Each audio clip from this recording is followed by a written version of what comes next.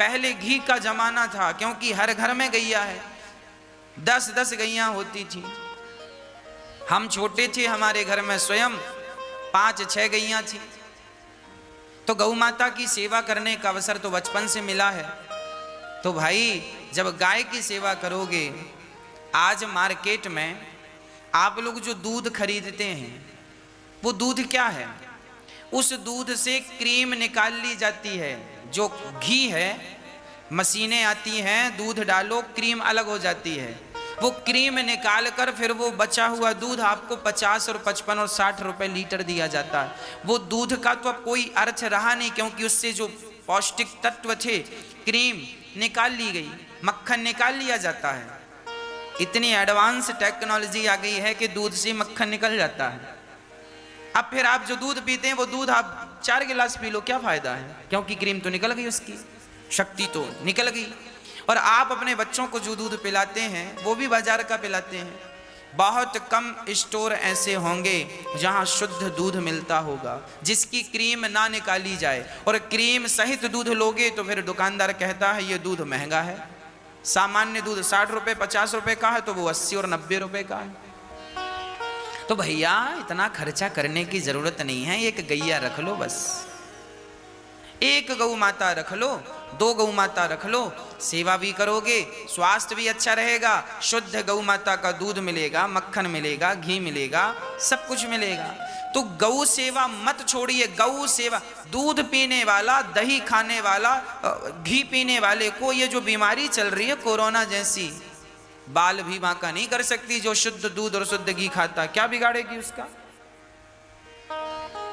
आपको बता दूं, किसी को सांप डस ले, काला नाग, और काला नाग किसी को डस ले, आप उसे शुद्ध देसी घी पिला दीजिए, तुरंत तुरंत घी पिला दीजिए। 1 लीटर 1.5 जितना वो घी पिए पिला दो, 4 गिलास घी पिला दो। सांप का जहर लग रहा है ना, तुरंत घी पिलाओ, 4 गिलास 6 गिलास 10 गिलास, बाद में वो निकल जाएगा। क्या मजाल के जहर व्यक्ति को मार डाले। जहर को भी काटने की ताकत यदि किसी के पास है तो गौ माता के शुद्ध घी के पास है। और आज डॉक्टरों ने डरा डरा के लोगों को घी खाने नहीं दिया। डॉक्टर कहते हैं घी ना खाओ, घी ना खाओ। और रिफाइंड का तुम तेल खा रहे हो, वो सही है? केमिकल से मिलावट वाला तेल, जो केमिकल से फिल्टर होता है, वो तेल ज्यादा अच्छा है और घी बुरा है। अरे भाई कॉमन सेंस तो है मेरे भारतवासियों। तेल में केमिकल मिल करके वो रिफाइंड होता, शुद्ध होता, और घी ऑलरेडी शुद्ध है, उसको तो कुछ नहीं करना पड़ता शुद्धि के लिए। पकाओ, घी बन गया। इसलिए आपसे प्रार्थना है कि आप घी शुद्ध खाएं, दूध शुद्ध, बच्चों को बढ़िया शुद्ध दूध पिलाएं, गैया देसी गाय खरीद के लाएं और घर पे बांधें। यदि घर में जगह है तो, घर बड़ा है, अपने घर में बड़ा सा, आजकल लोग घर में बड़ा पार्क बना लेते हैं। आप 4 कमरे ना बना के 3 कमरे बना लो भैया। 1 कमरे की जगह पे गैया को रखो। कम से कम तुम लंबी आयु तो जियोगे, स्वस्थ तो रहोगे, डॉक्टरों के चक्कर तो नहीं काटोगे, यदि खान पान शुद्ध रखोगे तो। गाय सब प्रकार से पालन करती है, हम जीव मात्र का मरने नहीं देती समय के पहले। स्वास्थ्य बिल्कुल, पहले के लोग ना चश्मा लगाते थे, ना बीपी था, ना शुगर था, केवल घी और दूध पीते थे। हाँ, गाय लगाते जाओ और दूध पीते जाओ, लगाते जाओ और दूध छान के पीते जाओ। वो दूध तो सबसे बेस्ट है, लगाया और पिया, लगाया। बच्चों को भी आप वो वाला दूध पिलाओ, बढ़िया गैया लग रही है और बढ़िया बच्चे दूध पी रहे हैं, कोई बीमारी नहीं आएगी। जो ज्यादा घी खाता है, अभी हमारे पहचान के एक महात्मा जी हैं, अभी हैं वो, आप कहेंगे तो मैं मिला दूंगा। उनको भोजन में किसी ने जहर दे दिया, सच्ची बात है। उनको भोजन में किसी ने बहुत भयंकर वाला जहर दे दिया। जहर, वो भोजन किए, जहर मिला था उनके भोजन में, खाकर वो लेट गए। अब जहर तो अपना असर करेगा, परंतु चूंकि वो बाबा पक्के बाबा थे, गैया पालते थे, गैया उनके पास थी, गौशाला है, वो बढ़िया वो घी पिया करते थे, घी के बड़े शौकीन थे। डॉक्टर के पास ले गए, 3 दिन तो वो बेहोश रहे, 3 दिन उन्हें कोई होश नहीं आया। पर चौथे दिन दवाइयों का भी प्रभाव हुआ, उठकर बैठ गए। डॉक्टरों ने कहा कि आपके शरीर में घी इतना था कि उस घी ने आपके जहर को काट दिया। मतलब जहर को भी नष्ट करने की ताकत घी, ये मैं नहीं कहता, साइंटिफिक है, साइंस कहता है जहर को केवल घी काट सकता है, कोई ताकत नहीं है। अब पर डॉक्टरों ने अफवाह उड़ा रखी है कि घी ना खाओ, घी। डॉक्टर भी ये कहते हैं, डॉक्टर भी ये बात इसलिए कहते हैं क्योंकि डॉक्टरों को पता है कि मार्केट में घी कैसा मिल रहा है, तो डॉक्टर को भी पता है कि भाई मिलावट का घी खाओगे तो बीमार पड़ोगे। पर मैं कह रहा हूं शुद्ध गैया पालो देसी, और खुद बनाओ, अपने हाथ से दही मंथन करो यशोदा बनकर, और अपने कन्हैया को बढ़िया मक्खन खवाओ, बढ़िया दही खवाओ, बढ़िया बच्चों की आयु लंबी होगी, बुद्धिमान होंगे, ना चश्मा लगेगा, ना बाल पकेंगे, ना झंझट होगी, कैल्शियम मिलेगा, हड्डियां मजबूत होंगी और तुम स्वस्थ रहोगे, लंबी आयु। पुराना भारत, कहाँ गए वो दिन जब घर घर दूध और दही हुआ करता था। देर सवेर आप कितना भी तरक्की कर लो, कितना भी साइंस आगे बढ़ जाए, पर देखना दोबारा वो जमाने लौट कर जरूर आएंगे, क्योंकि उन जमानों के बिना किसी का गुजर बसर हो ही नहीं सकता। कितने दिन तुम संसार की चमक में भागोगे, कब तक खाओगे रिफाइंड का तेल? आना पड़ेगा वापसी में तुम्हें। सब तुम घूम लो जमाना, चिड़िया कितना भी आकाश में उड़े, जमीन पे तुम आना ही पड़ेगा। वो पुराने दिन जो चले गए हैं, उन दिनों को तुम याद जरूर करोगे। कर लो याद। घर में जगह है, बढ़िया गौ माता की सेसी, गौ माता की सेवा होगी, दूध पियो, घी पियो, शहद पियो। मैं तो चाहता हूं मेरा भारत स्वस्थ रहे, समृद्धवान बने, सुखी रहे। घर में मावा बनाओ, और घर में मावा बना के घर की मिठाइयां बनाओ, और घर की दीपावली आती है, अखबारों में न्यूज में सुनने को मिलता है नकली मावा मिलाकर मिठाइयां बन। क्या नहीं सुनते आप लोग? क्या अनभिज्ञ हैं आप लोग? सब जानते हैं आप लोग, पर फिर भी आप चेत नहीं रहे हैं, जाग नहीं रहे हैं।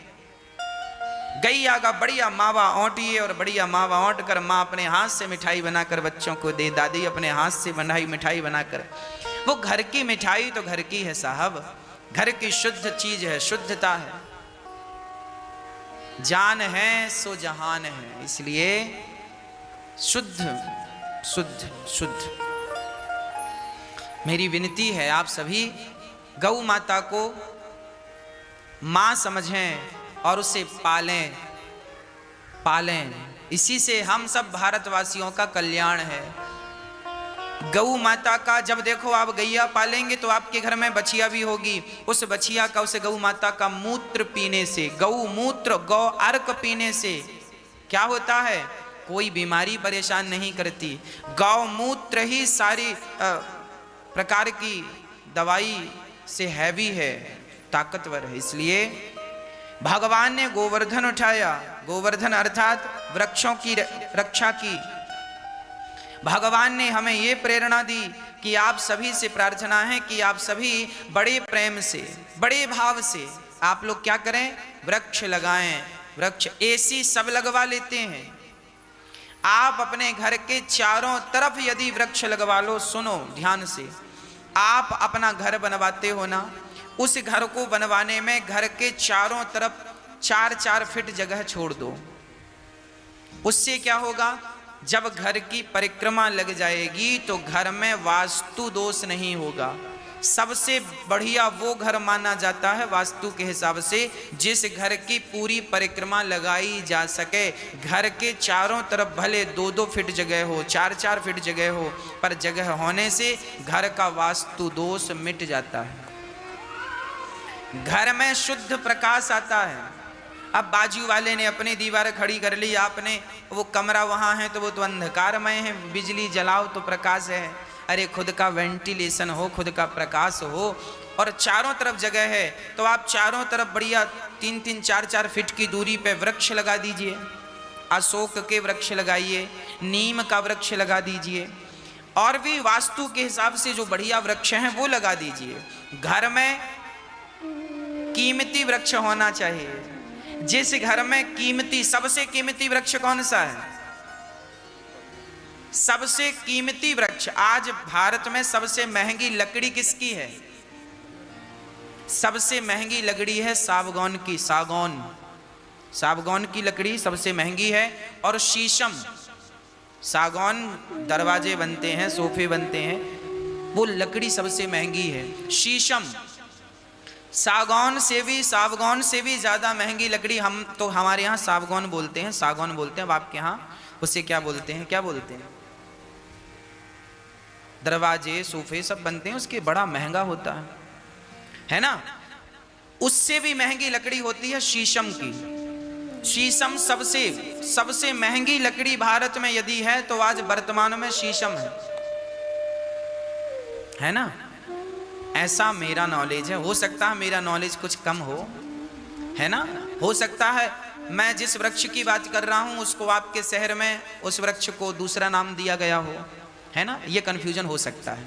पर शीशम हमारे यहाँ बोलते हैं। वो लकड़ी सागौन से भी ज्यादा कीमती होती है शीशम।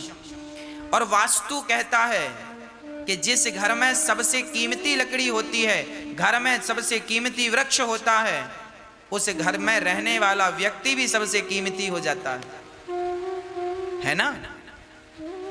आप लोग आर्टिफिशियल घर में पौधा लगाते हैं और नकली लगा रहे हैं। कहाँ नकली जिंदगी जी रहे हो भाई, सच्ची जिंदगी जियो। बहुत जी लिया नकली आपने।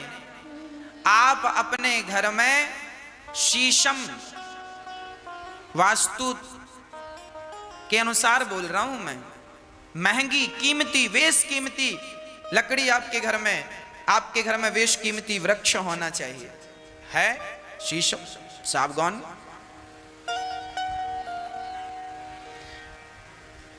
हमारे यहाँ घर के पीछे सागौन का वृक्ष लगा हुआ है। उससे क्या फायदा है? उससे ये फायदा है कि घर में ठंडक बनी रहती है। जब वृक्ष लगाएंगे तो एसी चलाने की भी जरूरत नहीं पड़ेगी। बहुत सारी गर्मी को वो कम कर देता। टेम्परेचर बाहर ज्यादा होगा, पर आपके घर के चारों तरफ यदि बड़े कुछ वृक्ष लगा दिए जाएं तो अपने आप आपका टेम्परेचर आपके घर का कम हो जाएगा। भारत का हर व्यक्ति यदि अपने घरों में वृक्ष लगाने लग जाएं, वाटर हार्वेस्टिंग, छत का पानी जमीन पर डालने लग जाएं और गौ माता पालने लग जाएं, आपका घर नहीं रह जाएगा, स्वर्ग बन जाएगा। यही स्वर्ग के सुख हैं। गौ माता पाल लो, घर के चारों तरफ वृक्ष। पहले के घरों में वृक्ष होते थे। हमारा घर जब हम छोटे थे, वहां पे घर के बीच में आंगन में नीम का वृक्ष लगा, बड़ा भारी, चारों तरफ छाया थी। अभी जहां हम रहते हैं वहां घर पीपल लगा हुआ, पीपल की छांव के नीचे घर है, पीपल है। 12 बजे 1 बजे दोपहर तक तो घर में धूप आती ही नहीं है, तो गर्मी का कोई प्रभाव नहीं। हम लोग खटिया डालकर पीपल की छांव में पूरी दोपहर गुजार दिया करते थे। ना लू लगती थी ना गर्मी लगती थी, आनंद से पीपल की छांव में रहते थे। कोई एसी नहीं, कोई कूलर नहीं, कोई पंखा नहीं, छांव, आनंद प्रकृति की देन है। आप भी अपने घर के आसपास वृक्ष लगाएं, हरा भरा जीवन जिए, ज्यादा शौक के चक्कर में ना पड़े। ये जो चमक वाली जिंदगी है, चमक वाली लाइफ स्टाइल लोगों की बनती जा रही है, ये हानिकारक है। आप जरा ठंडे दिमाग से सोचिएगा, जो हम कह रहे हैं वो सही है या गलत। मैंने तो कहा है, अनुभव कहा है, जिया है मैंने ऐसा जीवन, गायों की सेवा के साथ, वृक्षों के साथ। इसीलिए मैं 1 करोड़, मुझे बड़ा दर्द हुआ कि आज वृक्ष कटते जा रहे हैं, कोई नहीं लगा रहा है। जो लगा रहे हैं सो मैं उन्हें प्रणाम करता हूं। तो आओ हम ही अभी 10,000 वृक्षों से हम इस वर्ष अभी अगले महीने शुरू करेंगे। 10,000 वृक्ष के साथ अगले महीने से हम वृक्षारोपण शुरू कर रहे हैं। इस वर्ष में लगभग 30, 40, 50 हजार वृक्ष लग जाएंगे और ऐसे वृक्ष हर वर्ष लगाते लगाते ठाकुर जी चाहेंगे तो 1 करोड़ वृक्षों का मेरा सपना और मेरा संकल्प पूरा हो जाएगा। मैंने 3 बातें बड़ी महत्वपूर्ण आपसे कही। पहला गौ पालो, दूसरा जल बचाओ, तीसरा वृक्ष लगाओ। ये आप समझिए, औरों को समझ। इसी से हमारे भारत का उत्थान है, इसी से आज लोग अमेरिका जाते हैं, जापान जाते हैं, इटली जाते हैं, जर्मनी जाते हैं, और जाकर वहाँ से जब भारत आते हैं ना, अरे जर्मनी तो बहुत अच्छा है, जापान तो बहुत अच्छा है, अमेरिका बहुत अच्छा है। हमने कहा भैया क्या अच्छा है? बोले वहाँ सड़क के किनारे किनारे वहाँ धूल है ही नहीं। इन देशों में बताते हैं धूल नहीं है। धूल क्यों नहीं है? क्योंकि अधिक वृक्ष सड़क के किनारे किनारे इतने वृक्ष लगा डाले, इतनी घासें लगा डाली कि धूल को उड़ने का समय नहीं मिला। भाई हमारे यहाँ सड़क के किनारे धूल है, गाड़ियां चलती हैं सो धूल उड़ती है, पर वहां पर हाईवे में सब वृक्ष लगाए हैं और घास लगा दी। कहीं भी आप गाड़ी खोल के बैठ जाइए किसी भी वृक्ष की छांव में। अब ये समझदारी हमारे भारत के लोगों में आ जाए, सरकार ये निर्णय ले ले कि भाई जो हाईवे बनाता है, जो कंपनी हाईवे बनाएगी, जो कंपनी हाईवे का ठेका लेगी, रोड बनाएगी, सड़क बनाएगी, वो सारी सड़क में वृक्ष लगा के देगी। या किसी को नियुक्त सरकार करे कि भाई आप सारी सड़क में वृक्ष लगा के तैयार करो, 10 साल के अंदर पूरे पौधे तैयार होने चाहिए, वृक्ष अच्छे, और घास अलग तैयार होनी चाहिए। फिर देखो हरा भरा भारत होगा, ऑक्सीजन की कमी खत्म हो जाएगी, हरियाली बनेगी। प्रकृति जो हमसे रूठ गई है, प्रकृति ने मुंह फेर लिया है हमसे, इसलिए प्रकृति भी अनुकूल हो जाएगी। सोच लो इस विषय पर, चिंतन कर लो। कल को जब तक तुम्हारा ख्याल आएगा ना ये सब करने का, तब तक कहीं देर ना हो जाए, है ना। इसलिए हम सभी को इन चीजों की ओर ध्यान देना चाहिए। हर व्यक्ति अपने घर पर वृक्ष लगाए, हर व्यक्ति गौ माता पाले, हर व्यक्ति बड़े प्रेम से जल का संरक्षण करे, जल बचाए। हाँ? चलिए, आप सभी, मुझे विश्वास है मेरी बात समझ गए होंगे। भगवान श्री कृष्ण गोवर्धन उठाते हैं, सारे ब्रजवासी डर के कारण भगवान के पास, प्रभु बचाओ बचाओ। देखो इंद्र ने, भगवान नाराज हो गए और पूरा पानी जल बरसा रहे हैं। भगवान बोले चिंता ना करो, हम हैं। जब जब संकट आया ब्रजवासियों पर, तब तब ब्रजवासी कहीं और ना जाकर केवल कृष्ण के सामने हाथ जोड़ते हैं। हम सभी का एकमात्र सहारा भगवान कृष्ण है, कहीं जाने की जरूरत नहीं है। जीवन में जब भी संकट आवे सो बस भगवान का धन्यवाद, भगवान के सामने हाथ जोड़कर प्रेम पूर्वक ये कहा जाए कि हे प्रभु आपका धन्यवाद, आपने हमें जीवन दिया, आप हमारी रक्षा कीजिए। जब भी कोई संकट आए दौड़ कर जाओ। ब्रजवासी दौड़ कर गए, भगवान ने खेल ही खेल में गोवर्धन उठा लिया। बोलिए गिरिराज धरण भगवान की। भगवान की शरण में जब हम जाते हैं तो भगवान हमारी सुनते हैं। आज भगवान यमुना के पावन, अब भगवान का अभिषेक हुआ है, उसके बाद ब्रजवासियों को, आनंद बाबा को वरुण देवता लेकर गए हैं। भगवान ने वरुण लोक से छुड़ाया, ब्रजवासियों को वैकुंठ का दर्शन कराया।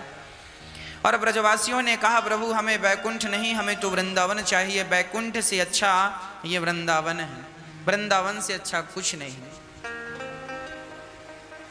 आज यमुना के तट पर बैठकर, हाँ प्रिय भक्तों, वृंदावन जैसा कुछ नहीं है, ये बिल्कुल सच्ची बात है। वृंदावन सो वृंदावन है, वृंदावन जैसा कुछ नहीं है। आप कहते हैं आज हम सुबह वृंदावन की परिक्रमा कर रहे थे।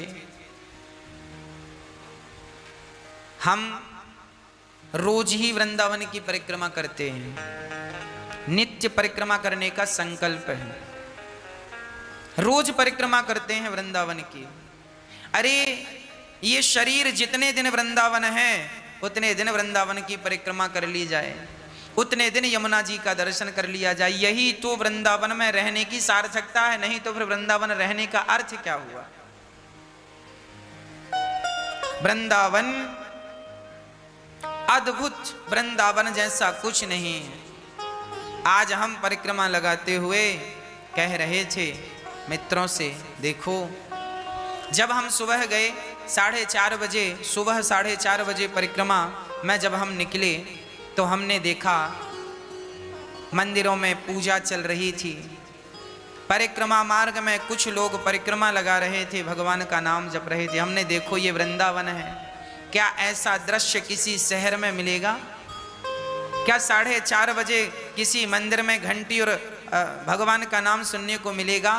पर ये वृंदावन है, यहाँ आप निकल जाओ, कहीं ना कहीं तुम्हारे कान में राधा नाम पड़ ही जाएगा, कहीं ना कहीं तुम्हारे कानों में कृष्ण नाम पड़ ही जाएगा।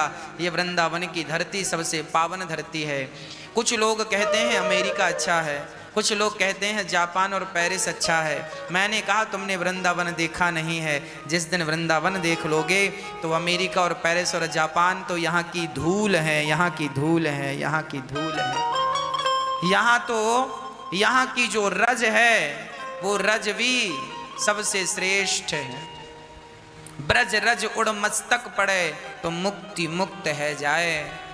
सच कहता हूँ, वृंदावन सो वन नहीं, नंद गांव सो गांव, बंसी वट सो वट नहीं, कृष्ण नाम सो नाम। धन्य है ये वृंदावन। चारों तरफ इस दास अनिरुद्ध का जीवन सफल इसलिए मुझे लगता है कि रोज सुबह मुझे बिहारी जी की परिक्रमा, वृंदावन की परिक्रमा करने से ना बिहारी जी की परिक्रमा हो जाती है, राधा रमण जी की परिक्रमा हो जाती है, निधि वन जी की परिक्रमा हो जाती है। वृंदावन में जितने भी मंदिर हैं, संत हैं, भक्त हैं, वृंदावन की परिक्रमा कर ली तो वृंदावन में रहने वाले सभी रसिक भक्तों की भी परिक्रमा हो गई। तो वृंदावन की एक परिक्रमा लगाना अर्थात अपना जीवन कृतार्थ कर लेना है।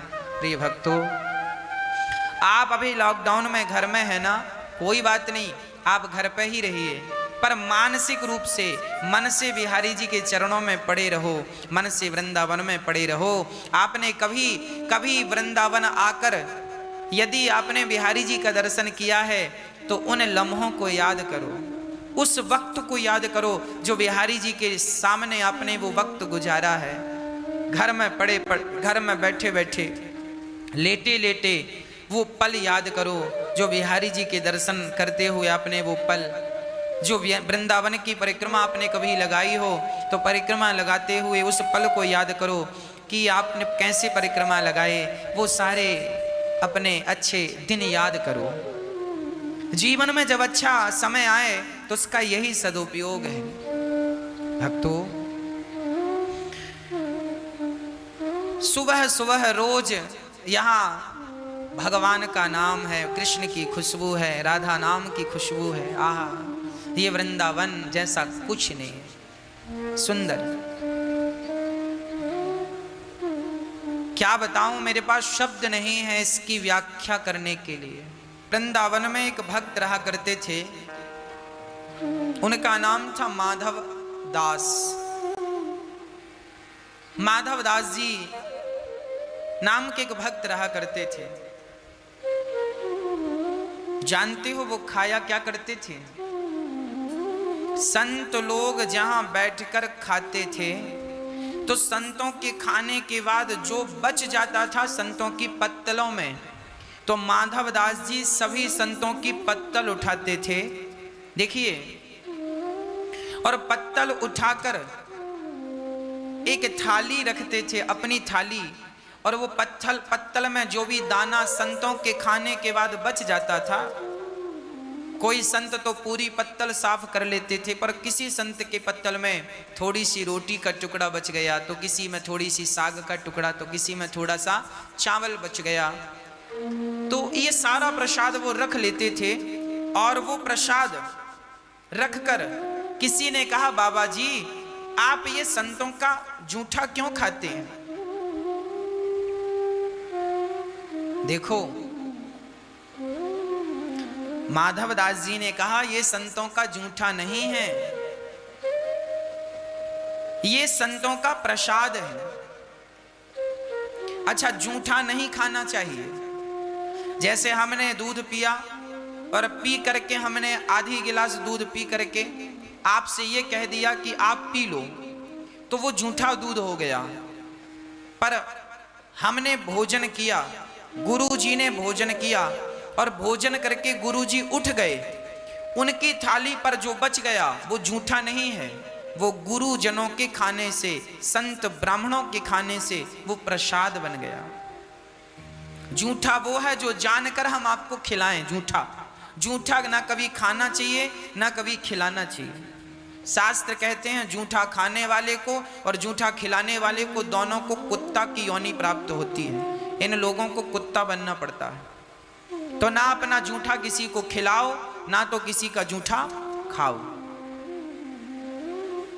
हाँ, कोई महापुरुष संत जन आए हैं, उन्होंने भोजन कर लिया। भोजन करने के बाद उनकी पत्तल पे जो रह गया, चूंकि वो तो करके चले गए ना, वो तो कर लिया, अब जो बचा है वो प्रसाद है। महापुरुषों के द्वारा जो छोड़ा गया है वो प्रसाद है ना। बात समझ में आ गई ना। झूठा क्या है और प्रसाद क्या है, दोनों में अंतर है। तो माधवदास जी संतों का जो प्रसाद बचता था खाने के बाद, वो अन्न के कण समेट लेते थे और वो माधवदास जी कहते थे ये सब भक्त हैं, इन भक्तों का जूठन मैं खाऊंगा, इन भक्तों की प्रसादी मैं खाऊंगा तो मेरी भक्ति बढ़ेगी, मेरा भगवान के चरणों में अनन्य प्रेम बढ़ेगा। अच्छा, माधवदास जी क्या करते, वो संतों का प्रसाद इकट्ठा करते और फिर अपने गोपाल जी के पास जाते, जहां उनके ठाकुर जी शालिग्राम भगवान लड्डू गोपाल जी, तो फिर उस प्रसाद में वो तुलसी पत्ता डालकर भोग लगा। खुद तो खाएं, भगवान को भी वही खिला रहे। अब भाई भक्त जो खाएगा वही तो खिलाएगा।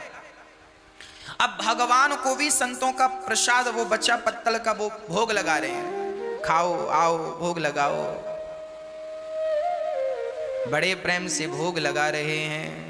रुचि रुचि भोग लगाओ मेरे मोहन, आओ भोग लगाओ मेरे मोहन, ऐसा भोग लगाओ मेरे मोहन, सब अमृत हो जाए मेरे मोहन। भगवान को भोग लगा रहे हैं।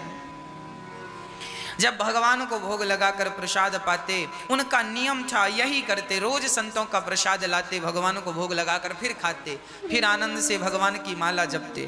अधिक से अधिक वो कि माधवदास जी केवल भगवान का केवल राधे श्याम राधे श्याम राधे श्याम राधे श्याम राधे श्याम, राधे कृष्ण राधे कृष्ण राधे कृष्ण राधे, यही मंत्र का वो जाप करते थे। बस एक ही मंत्र, केवल नाम, केवल नाम। एक दिन क्या हुआ कि माधवदास जी ने भोजन किया, संतों का भोजन इकट्ठा किया, संतों ने भोजन किया और माधवदास जी ने इकट्ठा किया। और आज पता नहीं क्या हुआ कि माधवदास जी ने भगवान को भोग लगाया नहीं, और भोग नहीं लगाया, और वो आज भोग लगाना पता नहीं भगवान जाने भूल गए कि बात निकल गई। आज वो संतों का प्रसाद थाली पे रख के और एक कौर उठाकर प्रसाद मुंह पे, जैसे ही मुंह पे रखा माधवदास जी ने, उसी क्षण याद आया, राम राम मैंने भगवान को भोग नहीं लगाया। और जब ये बात याद आई तो जानते हो क्या हुआ, माधवदास जी रोने लगे। अब उनके मुंह में जो प्रसाद था, अब उस प्रसाद को यदि उगलते हैं तो वो संतों का प्रसाद है, उगल भी नहीं सकते, और यदि निगलते हैं, अंदर ले जाते हैं, तो भगवान को भोग लगाए बिना हम खा कैसे सकते हैं। तो अब माधवदास जी की विडंबना ये है कि वो संतों का प्रसाद था सो उगल नहीं सकते थे, और भोग लगाया नहीं सो निगल नहीं सकते थे। अब वो प्रसाद उन्होंने जो खा लिया एक निवाला, वो मुंह पे ही रखा, मुंह पे रख करके अब बस वो रोते जा रहे हैं, हे प्रभु क्षमा कर दो, हे नाथ अपराध हो गया, हे श्याम सुंदर, हे किशोरी जी, हे राधा रानी, मेरे जैसा। अब वो बोल भी, अब भाई मुंह पे भोजन हो तो बोले कैसे, तो वो मानसिक रूप से बोलने लगे, मन से कहने लगे, हे श्याम सुंदर, हे राधा रानी, हे लाडली, हे किशोरी जू, बड़ा अपराध हो गया है, मैंने आपको भोग लगाए बिना भोजन कर लिया है, बड़ा अपराध हो गया है, हे श्याम सुंदर मुझे मृत्यु दंड दे दिया जाए, मुझे मृत्यु दंड दे दो प्रभु, मैंने आपको भोग लगाए बिना भोजन कर लिया। मुझे मृत्यु मिलनी चाहिए। हे प्रभु मैं पतित हूँ, हे नाथ मैं अभागा हूँ। अब वो रोते जा रहे हैं, एक कोने में जाकर बैठ गए और बस भगवान को याद कर रहे हैं। राधे कृष्ण प्रभु बड़ा अपराध हो गया, हे श्याम सुंदर बड़ा अपराध हो गया, आपको भोग लगाए बिना मैंने कैसे ग्रहण कर लिया। रोने लगे रोने लगे। देखो एक भक्त बिना भोग लगाए भगवान को खा नहीं सकता, और खाए तो उसका प्रायश्चित करता। क्यों ये अपराध हो गया, कौन सा पाप किया जिस पाप का ये अपराध बन गया। माधवदास जी बड़े प्रेम से कोने पर बैठे हैं, रोते रोते पूरा दिन निकल गया और कौर अभी मुंह में ही है, ना उगला जा रहा है ना निगला जा रहा है। पूरी रात बीत गई, दूसरा दिन आया, सारे संत भोजन करके रोज की तरह चले गए, पर आज माधवदास जी गए नहीं संतों का प्रसाद लेने, क्योंकि वो प्रायश्चित कर रहे हैं कि मैंने भगवान को भोग लगाए बिना कैसे ग्रहण कर लिया। दूसरी रात और दूसरा दिन बीत गया। जब तीसरा दिन हुआ, माधवदास जी ने पानी नहीं पिया, मुंह पे उनके प्रसाद था और बस वो रो रहे थे। तब भगवान को भक्त की यह हालत देखी ना गई। भगवान आज स्वयं श्री कृष्ण आज प्रकट हो गए और कहा, माधवदास जी सुनो, देखो कौन आया है। माधवदास जी आंख बंद किए बैठे ना, वो यूं कह रहे हैं मुझे किसी से नहीं मिलना, कुछ नहीं करना, मेरे से अपराध हो गया। तब भगवान ने कहा, माधवदास जी आंख तो खोलो। जब आंख खोला तो भगवान श्री कृष्ण खड़े, दौड़कर चरणों में गिर गए, पर जोर जोर से रोने लगे और जोर जोर से रोते हुए कहने लगे। अब वो मुंह पे निवाला था सो बोल ना पाए, बोल रहे इशारों में बोल रहे हैं।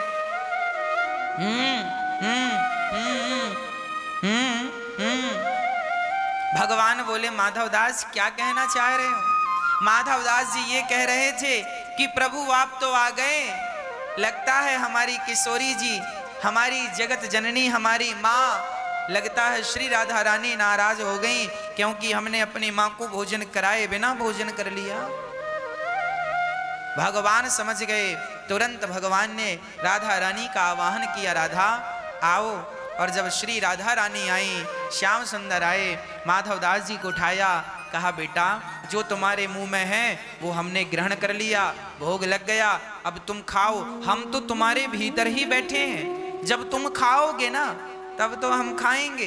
तब माधवदास जी ने उसे अंदर किया और अंदर किया, भगवान के चरणों में गिर पड़े और भगवान माधवदास जी से कहते हैं, वाह माधव, मैंने बहुत भक्त देखे पर तुम्हारे जैसा प्रेमी नहीं देखा।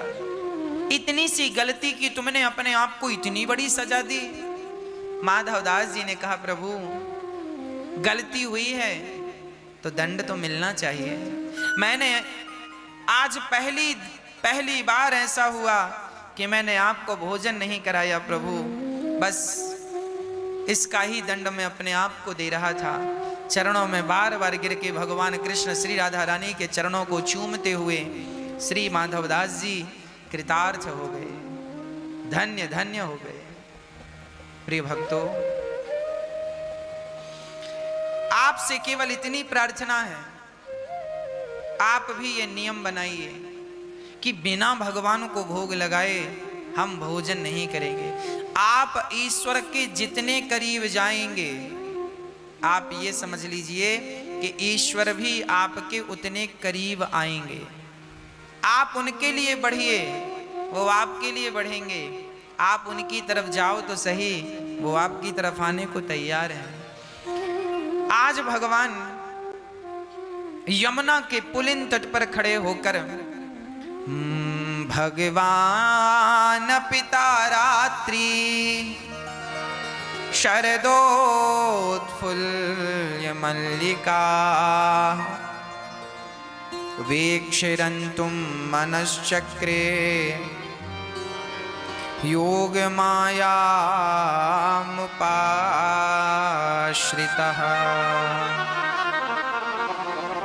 आज आज यमुना के तट पर श्याम सुंदर ने अपने अधरों पे बांसुरी रख करके श्याम सुंदर ने आज जो अपनी सखियों का आवाहन किया, अपने भक्तों का आवाहन किया,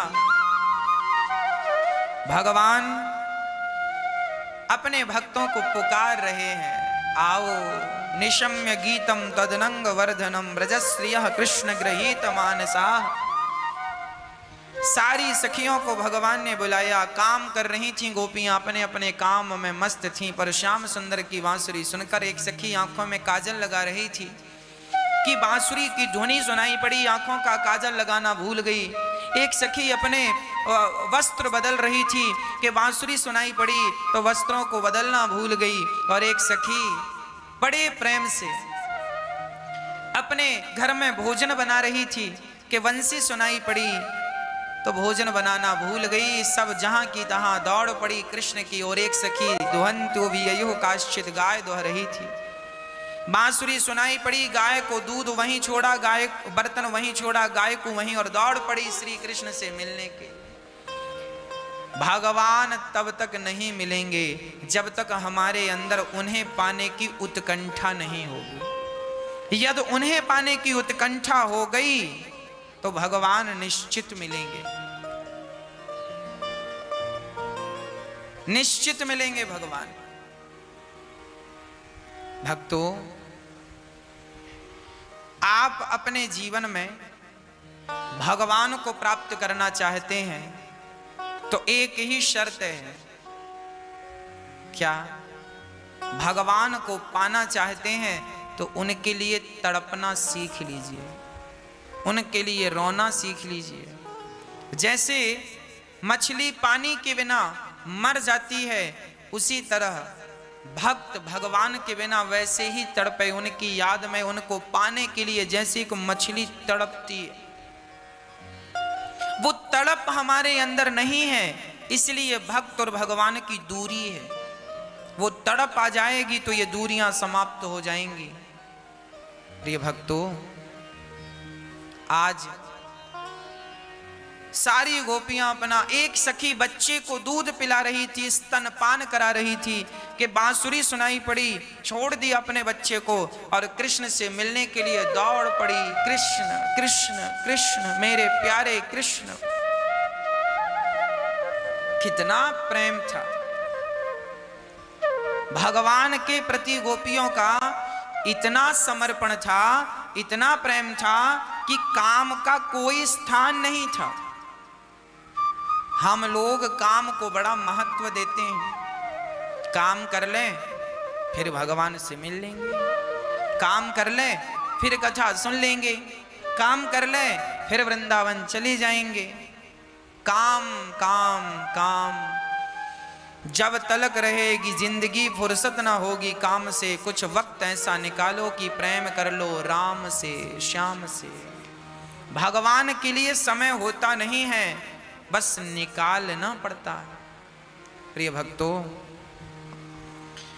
भगवान की तरफ सारी गोपियां बड़े प्रेम से बढ़ी। कृष्ण बुला रहे हैं, पुकार रहे हैं।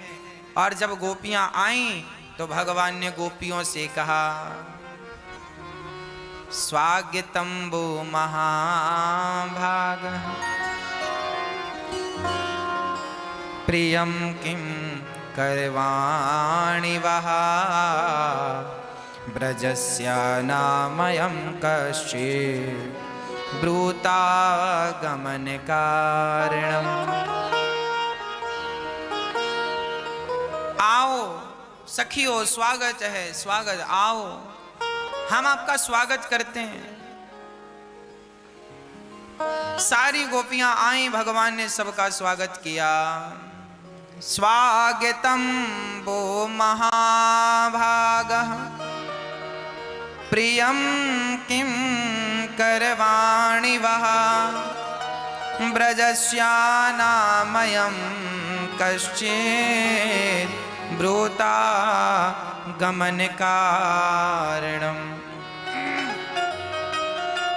सारी सखियां आईं। भगवान ने कहा, देवियों स्वागत है, ये बताओ यहाँ क्यों आई हो? गोपियों ने कहा, कन्हैया आपने बुलाया, हम चली आई। अच्छा तो आ गई हो ना? दर्शन कर लिया ना, अब जाओ। जब भगवान ने ये कहा कि जाओ, तो मानो गोपियों के प्राण निकल गए, ऐसी स्थिति उत्पन्न हो गई। एक सखी पांव के अंगूठे से पृथ्वी खोदने लगी। भगवान ने कहा ये क्या कर रही हो? बोले गड्ढा खोद कर मर जाएंगी, डूब कर उसमें समा कर, पर तुम्हें छोड़कर नहीं जाएंगी। वाह, ऐसा प्रेम किसी का हो जाए कि भगवान के बिना नहीं रह सकती, जैसे मछली का प्रेम पानी से है। वाह, मछली का प्रेम पानी से इतना है कि वो पानी के बिना नहीं रह सकती। अच्छा, पानी में रहने वाले और भी कुछ जीव हैं, मेंढक है, सर्प है, ये लोग भी पानी पे रहते हैं, पर इनके पास पानी के अतिरिक्त भी ऑप्शन थल में भी रह लेते हैं। ये पानी के बिना भी पानी में भी रहते हैं, पर ये पानी के बिना भी रह सकते हैं। पर बेचारी मछली का क्या करोगे? उसके पास कोई ऑप्शन नहीं है। मेंढक तो पानी के बिना भी रह सकता है, पर मछली नहीं रह सकती।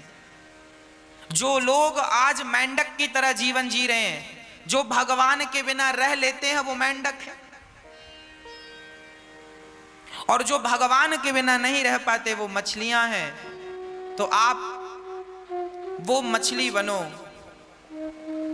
वो मछली जैसे मीरा कृष्ण के प्रेम की मछली बन गई। कृष्ण के प्रेम का जल, प्रेम एक जल है। जब प्रेम बढ़ता है ना, तो जल निकलता है आंखों से आंसू, मतलब प्रेम जल के जैसा है। प्रेम में आंसू निकलते हैं, प्रेम का सागर है।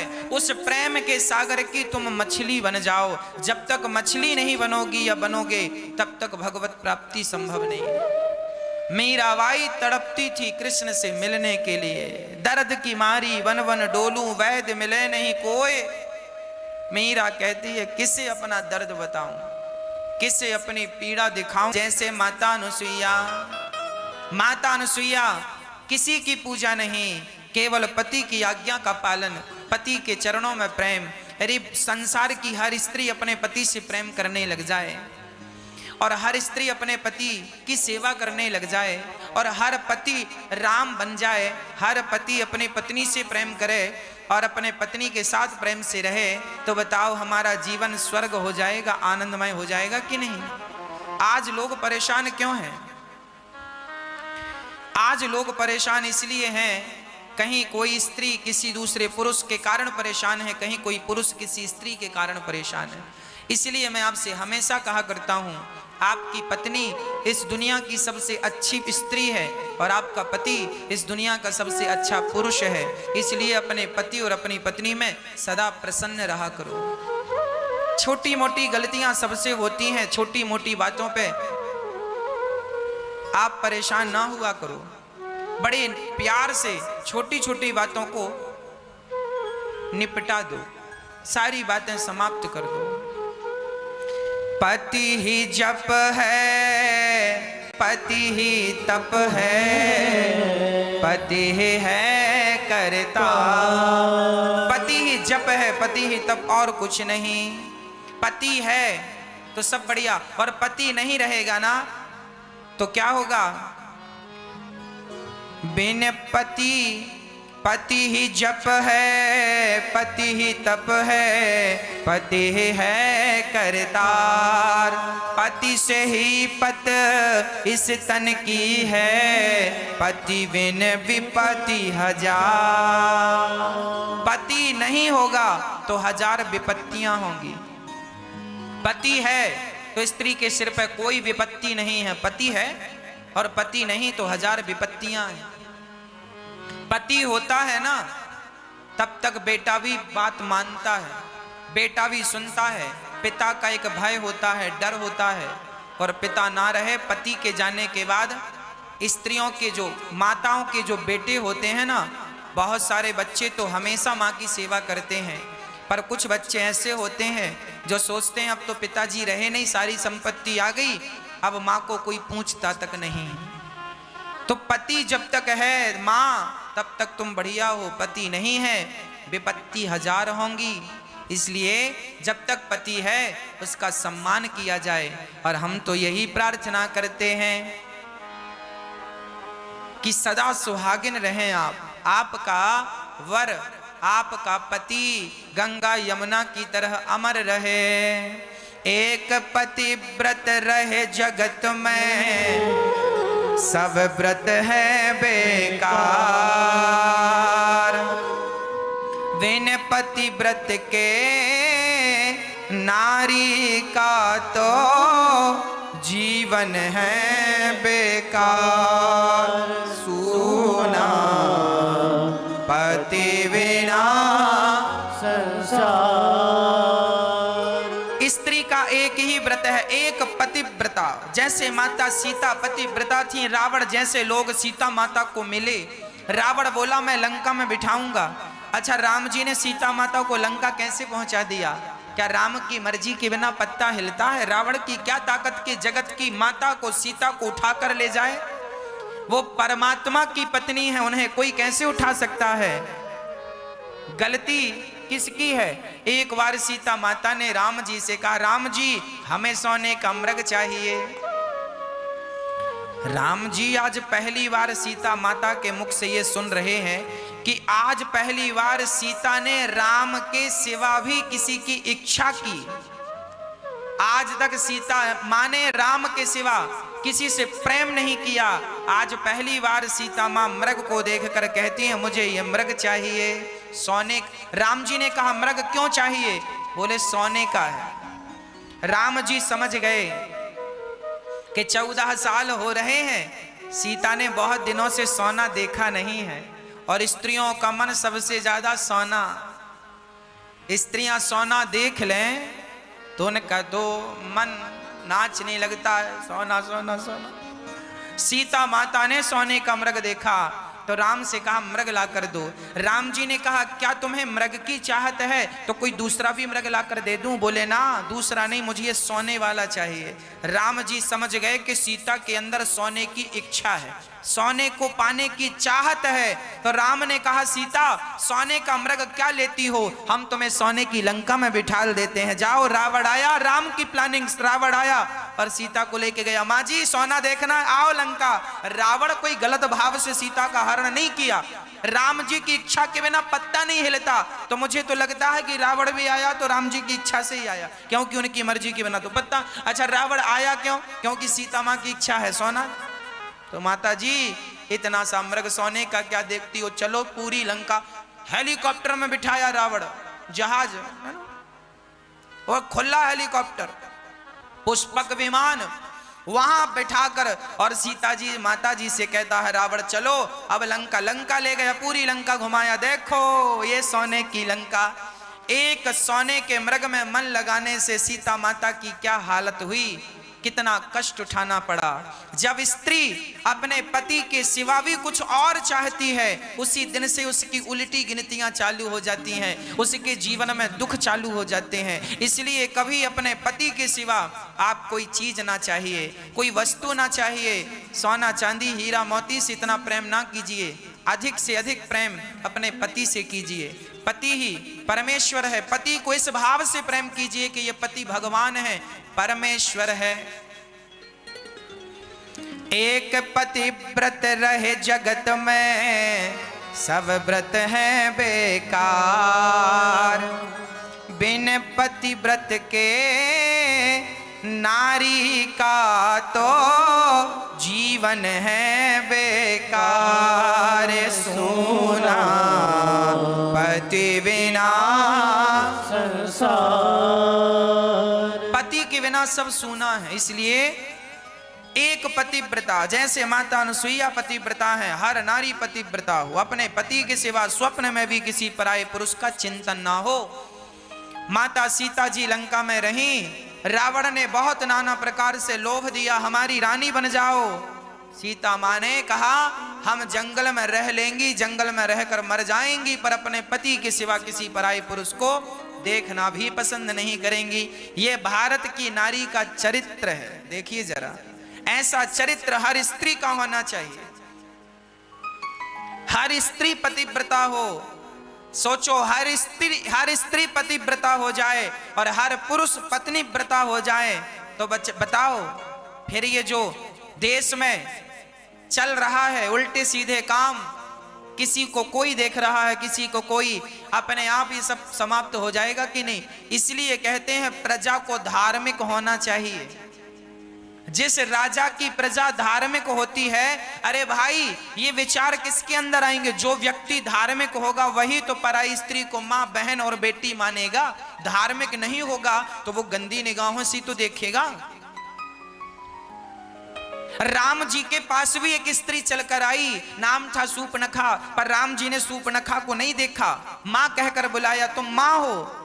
और रावण को अकेले में एक स्त्री मिल गई तो उठा कर ले आया। यही राम और रावण में अंतर है। राम को स्त्री अकेले मिल जाए तो राम उसे मां कहकर संबोधित करते हैं, और रावण को कोई महिला अकेली मिल जाए तो उठाकर लंका ले आता है, मेरी मां।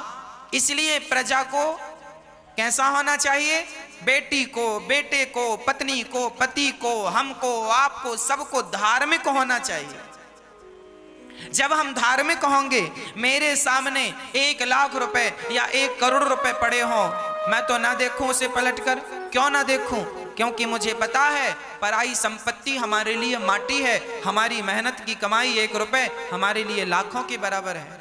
हमारे अंदर ये धार्मिकता है, इसलिए तो ऐसी सोच है। धार्मिकता ना होती, ईश्वर के प्रति आस्था और धर्म का बोध ना होता, तो फिर हम भी उठा लेते कि चलो क्या जा रहा है, उठा लो, पैसे पड़े हैं उठा लो, क्या नुकसान है। आज लोग धार्मिक नहीं हैं, इसलिए तो झूठ बोलने में संकोच नहीं करते। आज लोग धार्मिक नहीं हैं, इसलिए अभी मैंने सुना कि एक हॉस्पिटल में, आपने भी सुना होगा, एक हॉस्पिटल में ये कहकर कोई कोरोना के मरीज जाते हैं ना, तो एक हॉस्पिटल में कोरोना के मरीजों को भर्ती करके, और मैंने सुना कि उनकी किडनियां निकाल कर बेची जा रही हैं हॉस्पिटल के द्वारा। परिजनों को, घर वालों को बॉडी इसलिए नहीं दिखाई जा रही है कि ये तो कोरोना का मरीज है, देखोगे तो कोरोना फैलेगा। इसके नाम पर लोग ना जाने क्या क्या कर रहे हैं। धार्मिक होते तो मरे हुए व्यक्ति के शरीर से क्या उसके अंग निकाल कर चोरी चोरी बेचते? धार्मिकता होती तो ये अपराध कोई कैसे करता?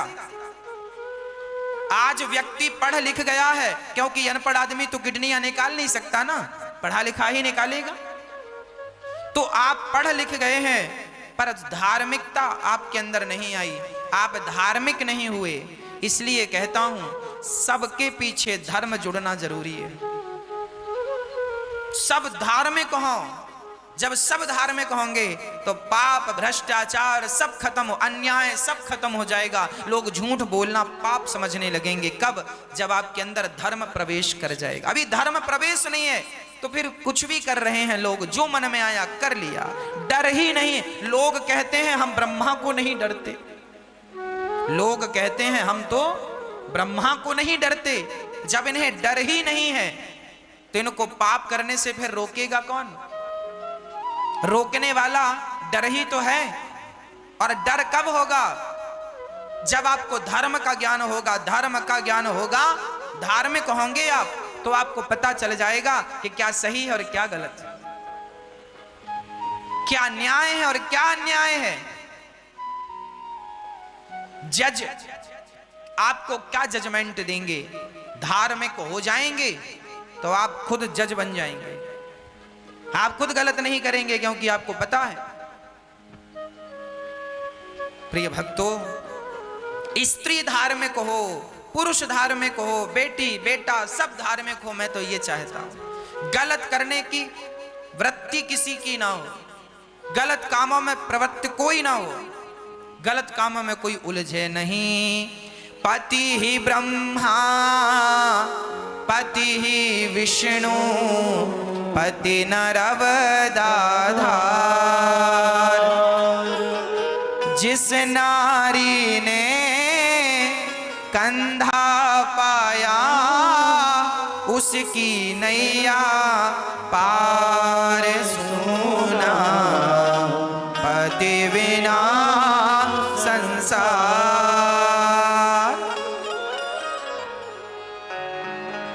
पति ब्रह्मा, जब तुम पत्थर में भगवान को देख सकती हो तो भगवान पति में क्यों नहीं देख सकती हो मां? पत्नी को चाहिए पति में ईश्वर का दर्शन करे। पत्नी को चाहिए वो पति में नारायण का दर्शन करे, और पति को चाहिए कि वो अपनी पत्नी में लक्ष्मी का दर्शन करे। स्त्री का सम्मान पुरुष और पुरुष का सम्मान स्त्री। आप एक दूसरे का ध्यान रखिए, एक दूसरे को मार्ग ना भटकने दीजिए, सारा देश मार्ग भटकने से बच जाएगा। बस अपना अपना ख्याल रखिए, अपने अपने परिवार को लेकर चलिए। बस छोटी मोटी बातें सबके यहाँ होती हैं, उन बातों में ध्यान देने से कोई लाभ नहीं। जीवन बहुत छोटा है, पता नहीं कब पूरा हो जाए, कब बुलावा आ जाए। इसलिए बड़े बड़े प्रेम से भगवान का चिंतन हम सबको करना चाहिए। बात ऐसी है, एक दिन हमारे मित्र ने एक सत्य घटना हमसे कही।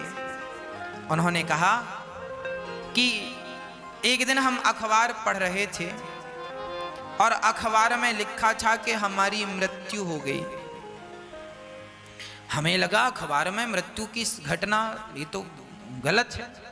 हम जिंदा बैठे हैं और अखबार में लिख दिया कि फलाने मर गए। हमने अखबार पढ़ा और हंसते हुए बाहर देखा, अखबार वालों ने भी मजाक किया है। बाहर देखा, ये बिल्कुल एक सत्य घटना बोल रहा हूं। एक आदमी अखबार पढ़ रहा था और अखबार में उसने अपनी खबर पढ़ी कि मैं मर गया हूं, और वो बैठा खुद की खबर पढ़ रहा मरने की, पता नहीं अखबार वालों ने छाप दिया। उसने बाहर देखा झांक कर, तो सचमुच उसके घर में भीड़ लगी थी। वो बाहर गया, अरे देखा तो मां रो रही, पत्नी रो रही, पुत्र रो रहा, रिश्तेदार और गांव वाले इकट्ठे। ध्यान से देखा तो एक आदमी मरा पड़ा था। उसने और ध्यान से देखा तो वो उसकी लाश थी। अरे मैं तो जिंदा हूं पर ये लाश मेरी है। वो अपनी मां के पास गया, मां क्यों रो रही हो? वो कह रहा है मां क्यों रो रही हो, पर मां सुनने को तैयार नहीं।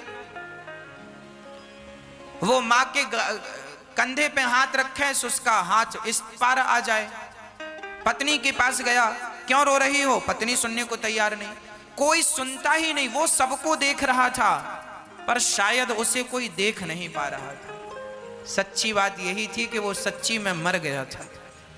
उसका सूक्ष्म शरीर, जिसे कहते हैं आत्मा, भटक रही है। उसकी भटकती हुई आत्मा थी।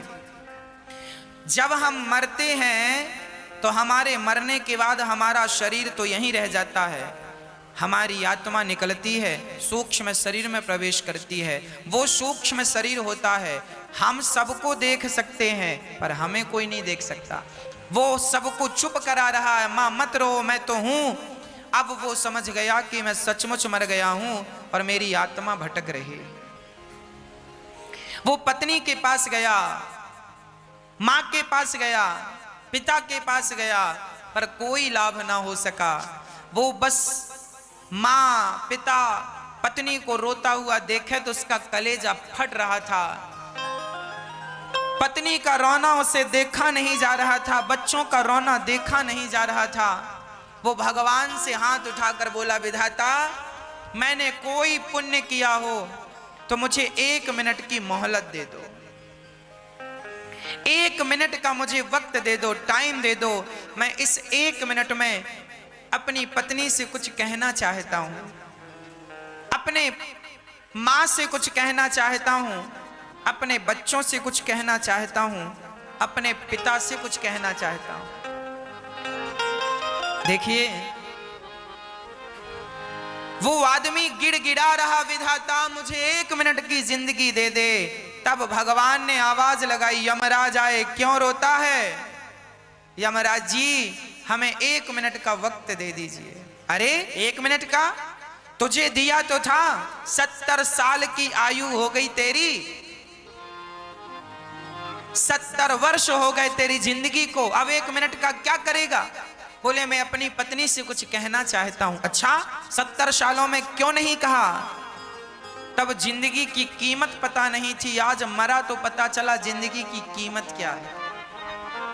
जो वक्त आपके पास, कहते हैं ना, जब वक्त था, जब हमारे पास वक्त था, जब हमारा वक्त था, तब हमारे पास वक्त नहीं था।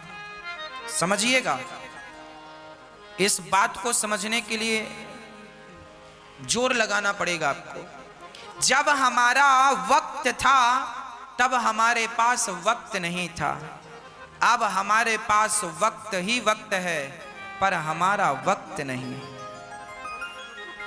ये जीवन की बड़ी विडंबना है। जब हमारे पास समय था, आयु थी, जवानी थी, तब अपनों से बात करने का समय नहीं था। अब समय पूरा हो गया है तो अपनों से बात करने की इच्छा उत्पन्न हो रही। ये बात कह दें तो अच्छा रहेगा, इतना और कह दूं तो अच्छा रहेगा। कल शायद आपको याद होगा, पिछले कल की कथा में, जो कल बीत गया, उस कल में हमने आपको 20 करोड़ की एक बात बताई थी।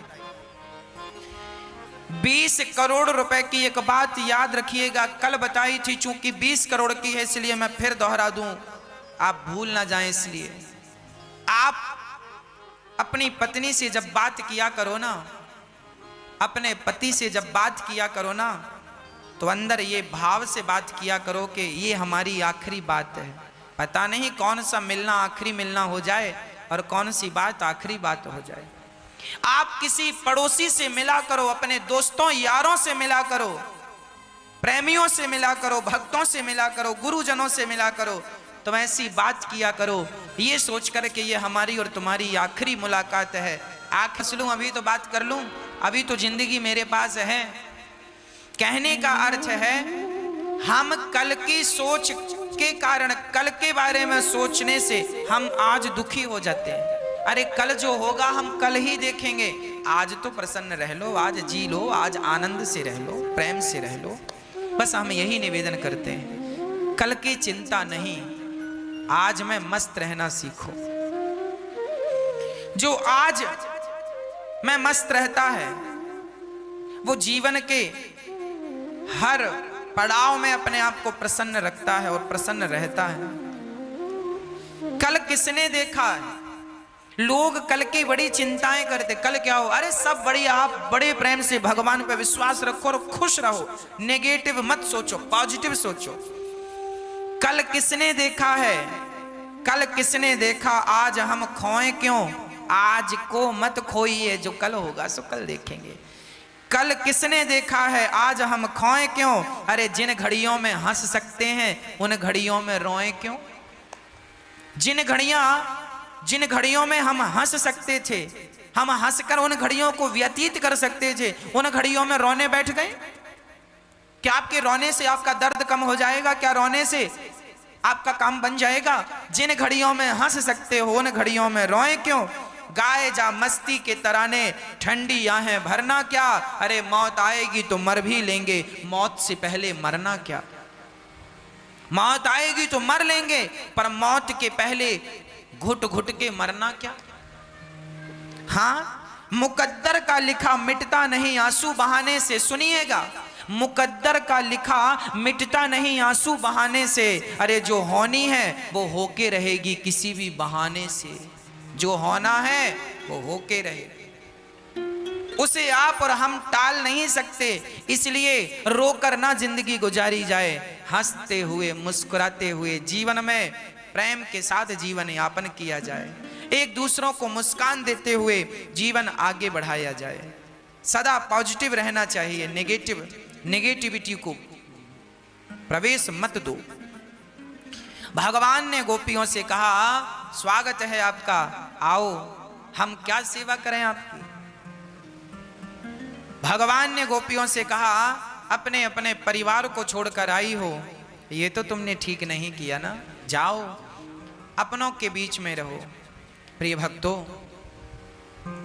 मुझे अपनों की जब मैं बात करता हूं तो मुझे तो केवल माँ की याद आती है।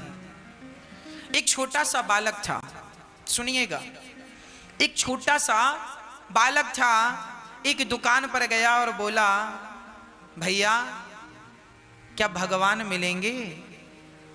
दुकान वाला बोला, कितने पैसे लाए हो? बच्चा बोला, 1 रुपए लाया हूं। क्या मुझे 1 रुपए में भगवान मिलेंगे? दुकानदार बोला, पागल हो गया है बालक, चल यहां से भाग जा। दुकानदार ने बालक को डांट करके भगा दिया।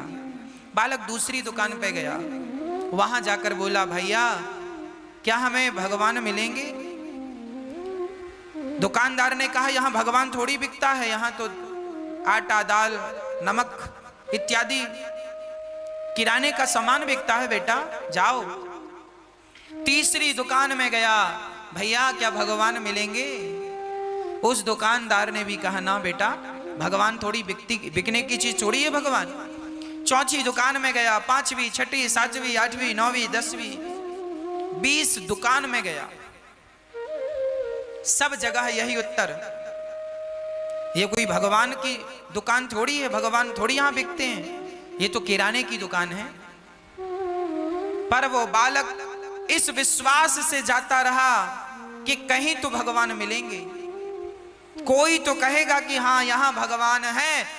20 जगह जाने पर भी वो बच्चा हिम्मत नहीं हारा, और जब 21वीं दुकान में गया तो वहां एक बुजुर्ग से व्यक्ति बैठे थे। छोटा सा बच्चा मुट्ठी आगे बढ़ाता हुआ बोला, दादाजी क्या आपकी दुकान में भगवान है? उस बूढ़े से व्यक्ति ने उस बच्चे से कहा, बेटा यहां आओ, तुम्हें भगवान क्यों चाहिए? उस बच्चे ने रोते हुए कहा, दादाजी मेरी मां हॉस्पिटल में भर्ती है, जिंदगी और मौत से लड़ रही है। डॉक्टर ने कहा है कि तुम्हारी मां को केवल भगवान ही बचा सकते हैं, तुम्हारी मां को केवल भगवान ही बचा सकते हैं। और मेरे पास मेरी मां ने टॉफी खाने को 1 रुपए दिया था, तब मैंने टॉफी नहीं खाई।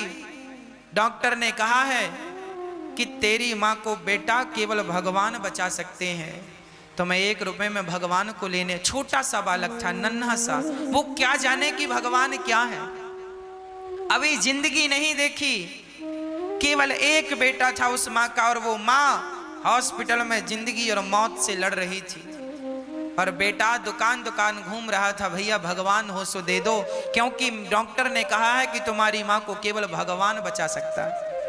उस बच्चे को लगा शायद भगवान कोई वस्तु है, उस बच्चे को लगा शायद भगवान नाम की कोई वस्तु है, तो वो 1-1 रुपए लेकर सारी दुकानों में जाता और कहता, भगवान दे दो, भगवान दे दो, भगवान, पर कोई भगवान देने को तैयार नहीं।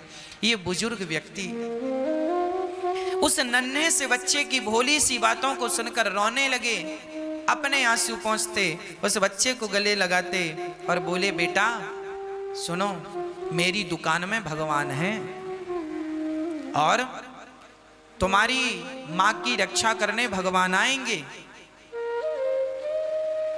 वो व्यक्ति जो दुकान पर बैठे थे वो बहुत धार्मिक व्यक्ति थे। देखिए जीवन में धार्मिक होना कितनी बड़ी बात है। मैं थोड़ी देर पहले इसी बात पर था कि जीवन में धार्मिक होना चाहिए। वो व्यक्ति बड़े धार्मिक प्रकृति के व्यक्ति थे। उस बच्चे को गोद में उठाकर गए हॉस्पिटल, डॉक्टर साहब से बात की, डॉक्टर से कहा क्या बात है इसकी, वो बच्चे को बिठा दिया, टॉफी दी, बच्चा खाने लगा। वो गए और बात करने लगे, डॉक्टर साहब इनकी बच्चे की मां को क्या तकलीफ?